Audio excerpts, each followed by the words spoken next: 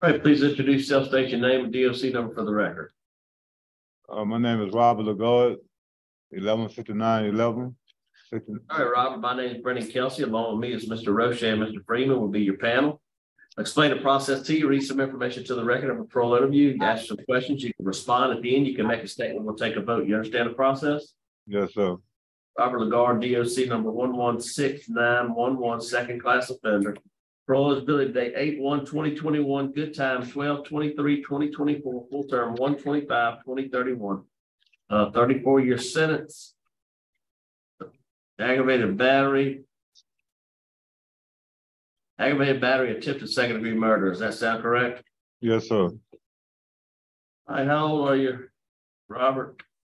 I'm 60, making 60, so 60 years old, sir. How many years have you been incarcerated? I've been incarcerated 26 years and some months, about 9 months. 26 on this 34-year? Yes, sir. What you have a GED? Well, I'm in GED class right now, sir. You working on it? Yes, sir. I came from the literacy class. I'm in the GED class right now. I'm going to the high set. Okay. Since again, how old were you when this crime was committed? I was 33, sir. Tell me what happened. Tell me a little bit about it. It doesn't sound real good. Tell me what happened.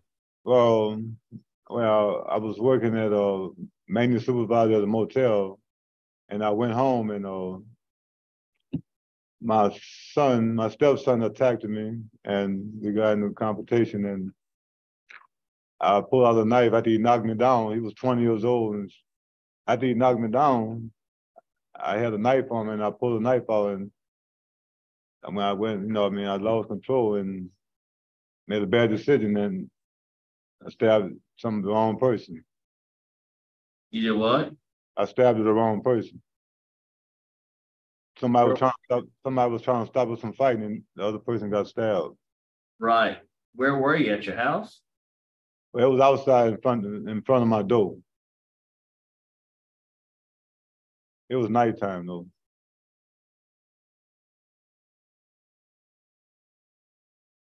And so what do you think about your victim there? Well, really, I take full responsibility for my action, and my heart go out to them. I have memorials behind what I've done and what they went through. I'm hoping that they went on with life and forgive me for what I've done wrong. Were you on drugs or alcohol that night? I was on alcohol that night, yes, sir. So you had alcohol or drug problem? I drank, yes, sir. No drugs? Well, I had left drugs alone. I didn't smoke marijuana because my job didn't, I take drug tests.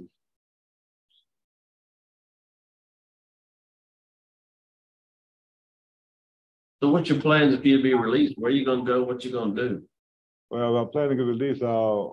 I'm planning on going back to my mother left me a house, a family house. And my sister and brother supposed to be investing some money into me to get a janitorial service. That's why I was raised up doing janitor work. My father was a janitor for 35 years, so I plan on going out there and trying to start me a little small business. My sister and brother supposed to invest some money into that for me. What classes have you taken that kind of helped yourself throughout the years there? The programs I took. Okay, well, one of them I took victim impact, and that made me come to recognize to be accountable for my actions, and that I made from my action made so many victims that I didn't know. Besides the victim herself and the kids, her loved ones, and my loved ones, and my society as well. And it came to be victims of my action. And that's what in the victim impact class also taught me about. You don't necessarily have to physically harm no one for them to be a victim. I can victimize a person by what I say. So it let me a lot from being in the class there. And English management taught me understand how to control my anger and how to intercept my anger. and know the difference between the dangerous part of anger and the dangerous part of anger if I allow it to build up.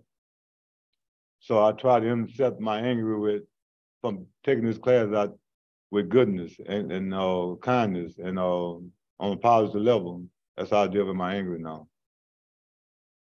So you took some anger management, cage your rage, and stuff like that? That's so.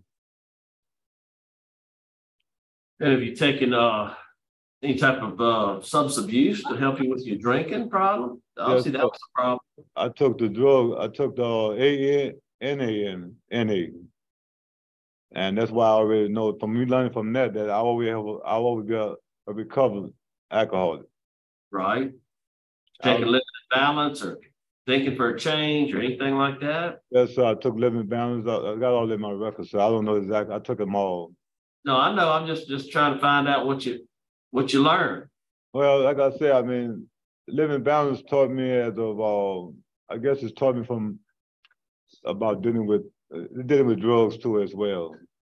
You know, I mean, some people try to.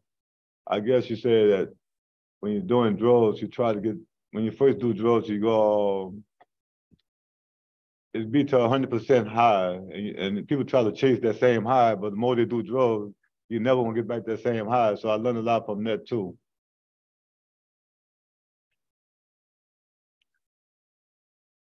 Gordon, what you got for us? Oh, all right, Mr. Kelsey. Good afternoon. Robert's been with us since 2003, so he's been around DCI for a while, and I don't remember. I think we've actually had a hearing with him before. I can't remember, about a year or so ago. About a year ago. He was denied a year ago. Sure was. Yeah, and I tell you, since that time, he hasn't had any write-ups, and he has taken a few classes. It looks like he is a trustee in our maintenance department and a pride member, but that's one. He has taken a few classes since our last meeting. Okay. Well, and so you had, I guess you had some issues with your ex-wife, or you at the time. Oh, y'all had some issues, or what? Yes, sir. We had issues because I mean, I was not there. I was working at a motel, and I was a maintenance supervisor, so I had my own room. And but it was no beef with me and her. It's me and her son got into it. He attacked me. He was 20 years old. Right. I guess, I mean, I raised him from 3 years old till he was 20.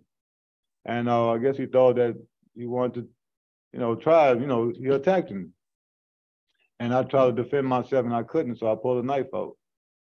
And I mean, I take full responsibility for that, sir. So you going back home in that same area where all this happened? Oh, that happened on the other side of town. So I'm going to my family house. My mother left me a family house at 404 Roseland. But it's still over in the same area, right? No, so this is way on the other side. I live on, that's on the west side. I mean, same town, same city. Yeah, but I have talked to him and we have made peace with that.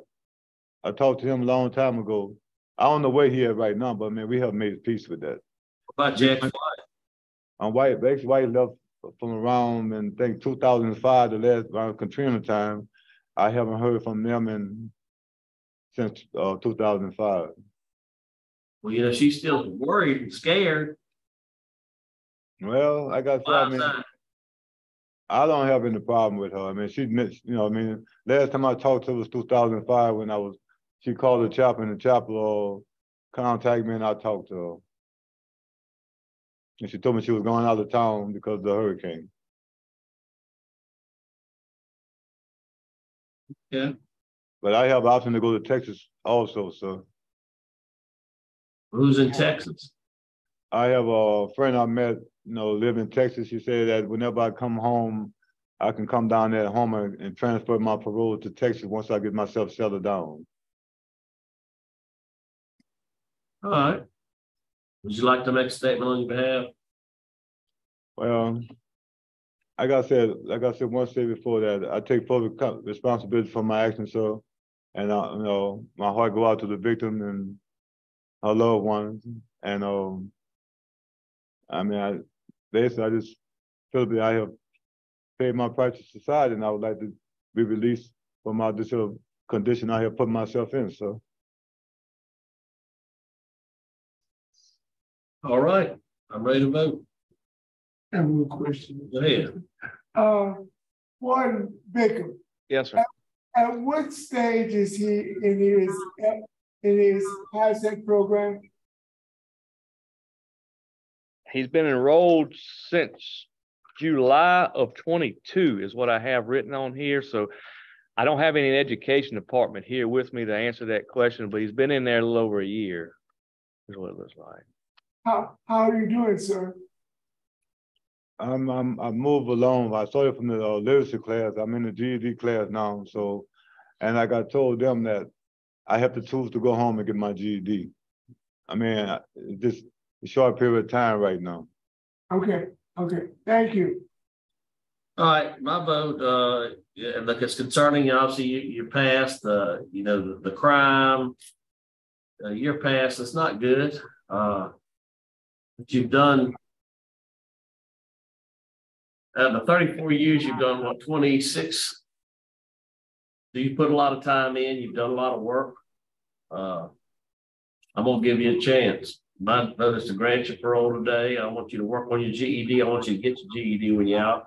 You need to maintain full-time employment. You have a curfew from 9 p to 6 a. NAAA 3 times a week. And I want you to enroll in a domestic violence program. You still need to be exposed to that. You're going to be around women. You're going to be around, there's still something that would be good for you. It's a 26-week program. They haven't, I think New Orleans, Baton Rouge, maybe, you know, around. So it's something that you can look into. That's my vote. Mr. Roche? My vote is the same under the same condition. Mr. Freeman? My vote is the same, but I add the condition that you stay away from your ex and have no contact with her whatsoever. All right, Jeff.